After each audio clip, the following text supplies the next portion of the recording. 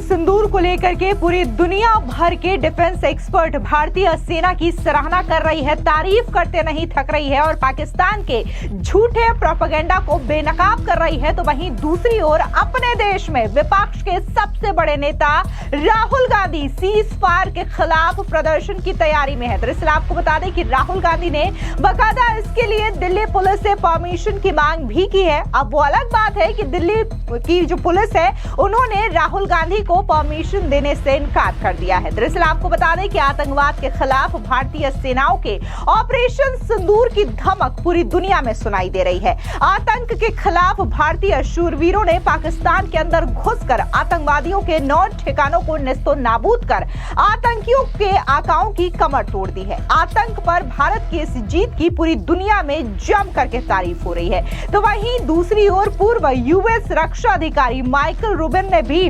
पाकिस्तान के झूठे प्रोपेगेंडा के धागे खोल दिए। उन्होंने कहा कि सीज फायर के लिए डरे हुए कुत्ते की तरह पाकिस्तान भागा और सीज फायर की मांग की।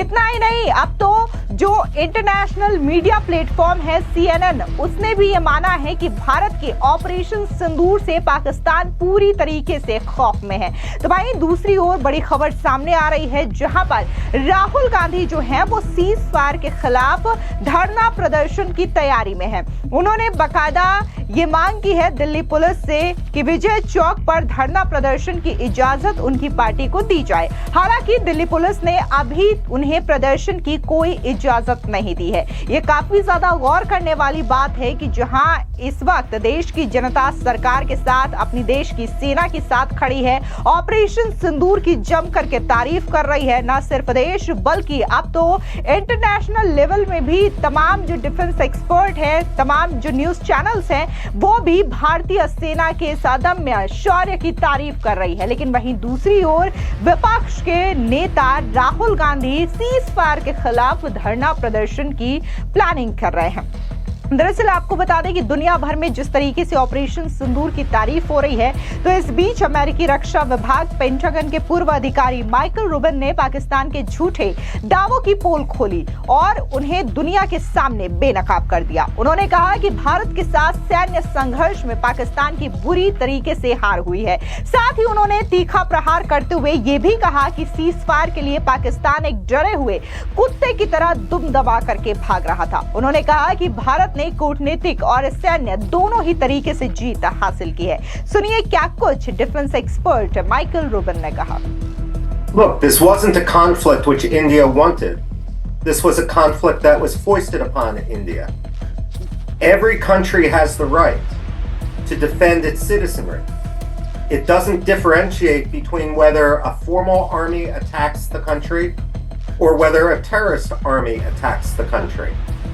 But ultimately, it's the job of India to draw a red line and say, no, we will never tolerate terrorist attacks coming across our border. So India did what was absolutely necessary. So how do you see, was India able to achieve what it wanted to convey, and how do you see the airstrikes on 7th of October? They were very precise. And was India able to convey to Pakistan that it cannot continue its policy supporting terrorists? Well, India won this, both diplomatically and militarily. The reason why India won diplomatically is all attention is now on Pakistan's terror sponsorship. The fact that Pakistani officers in uniform attended the funeral of terrorists shows that there is no differentiation between a terrorist and a member of the ISI or the Pakistani armed forces. Basically, the world is going to demand that Pakistan extract the rot from its own system. So diplomatically, India changed the conversation. Militarily, Pakistan is shocked. Look, I'm a historian by training, and that means I get paid to predict the past. And one thing that we can say with certainty is that Pakistan has started every single war with India and yet convinced itself that somehow it has won. It's going to be very difficult for Pakistanis to convince themselves that they won this 4-day war. The reason is India was able to, with precision, decimate the terror headquarters and training camps. When Pakistan responded, India was able to blunt their response. And then when Pakistan continued to try to retaliate, India was able to put their airfields out of commission. Pakistan went running to try to achieve a ceasefire, like a scared dog with its tail between its legs. And the fact of the matter is, there is absolutely no spin that the Pakistani military can put on what occurred to shield themselves from the full reality of the fact that they not only lost, but they lost very, very badly. The question now, however, is what Pakistan will do next. Clearly, there's a problem within the Pakistani military, both because it's a cancer on Pakistani society and because, as a military, it's incompetent. And so, is Asim Munir going to keep his job? Is the ego of Pakistani generals going to trump the future strength and well-being of all of Pakistani society?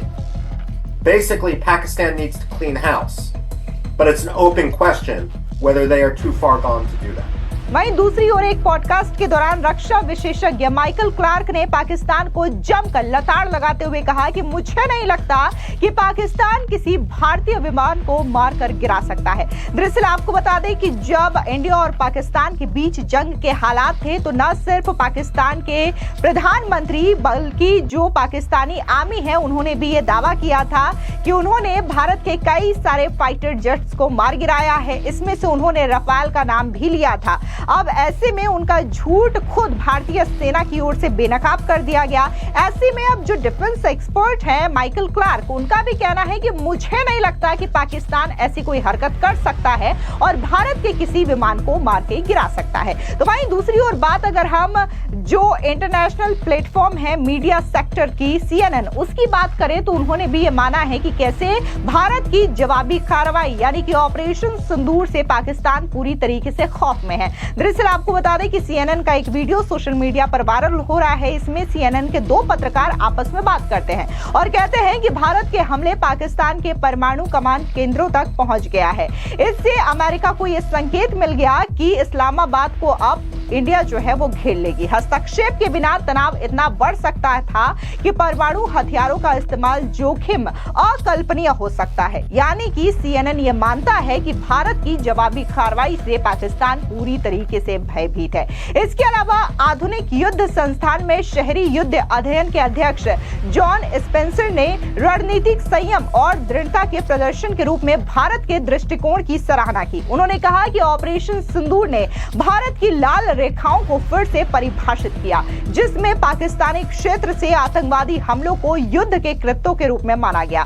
Spencer ने टिप्पणी की, कहा कि भारत ने कठोर जवाबी हमला किया लेकिन सामान्य युद्ध से पहले ही रुक गया। उन्होंने कहा कि ऑपरेशन सिंदूर को भारत के लिए एक बड़ी जीत है। भारत ने कैलिब्रेटेड सैन्य कार्रवाई के लिए केवल 4 दिनों में अपने रणनीतिक लक्ष्यों को प्राप्त किया और उससे आगे निकल गया। स्पेंसर इसे निर्णायक शक्ति स्पष्ट रूप से लागू के रूप में देखते हैं, ना कि केवल प्रतीकात्मक बल के रूप में। यानी कि यहाँ पर स्पेंसर ने यह साफ किया है कि भारत ने जो जवाबी कार्रवाई की वो सटीक और स्पष्ट थी आतंकवाद के खिलाफ। इसके अलावा डिफेंस एक्सपर्ट टॉम कूपर ने पत्रकार नाविका कुमार को दिए एक इंटरव्यू में पाकिस्तान के झूठे प्रोपेगेंडा की पोल भी खोली। दरअसल टॉम कूपर ने ऑपरेशन सिंदूर को भारत की जीत करार देते हुए वेस्टर्न मीडिया पर भी करारा प्रहार किया। उन्होंने कहा कि भारतीय एयरफोर्स के पाकिस्तान में हवाई हमले भारत की एक स्पष्ट जीत है, क्योंकि इसके सबूत हर जगह है कि कैसे भारत ने आतंकी ठिकानों पर टारगेटेड अटैक करके उन्हें खत्म कर दिया। भारत ने सीमित कार्रवाई के जरिए पाकिस्तान को यह बता दिया कि भारत अपनी सुरक्षा के लिए किसी भी हद तक जा सकता है। डिफेंस एक्सपर्ट टॉम कूपर ने कहा कि भारत जानता है कि आतंकवादियों को पाकिस्तान की सरकार और पाकिस्तान की सेनाओं का समर्थन हासिल है, इसलिए भारत ने उन आतंकियों को अड्डों को ध्वस्त करके यह बता दिया कि भारत आतंकवाद को बिल्कुल भी बर्दाश्त नहीं करेगा। कूपर ने कहा कि भारत ने पाकिस्तान की रक्षा क्षमताओं को भारी नुकसान पहुंचाया और जब पाकिस्तान ने भारत के खिलाफ जवाबी कार्रवाई की तो वो भारत को नुकसान पहुंचाने में असफल रहा, क्योंकि भारत ने अपने एयर डिफेंस सिस्टम को एक्टिव रखा, जिसने पाकिस्तान के ड्रोन और मिसाइल को मार दिया। तो जो हिंदुस्तान की ओर से ऑपरेशन सिंदूर को अंजाम दिया गया, अब इसकी धमक पूरे दुनिया में गूंज रही है और लोग जो हैं भारत की सैन्य कार्रवाई की जमकर तारीफ कर रहे हैं। फिलहाल इस पूरी खबर पर आपकी क्या राय है, कमेंट सेक्शन में जरूर बताएं। धन्यवाद।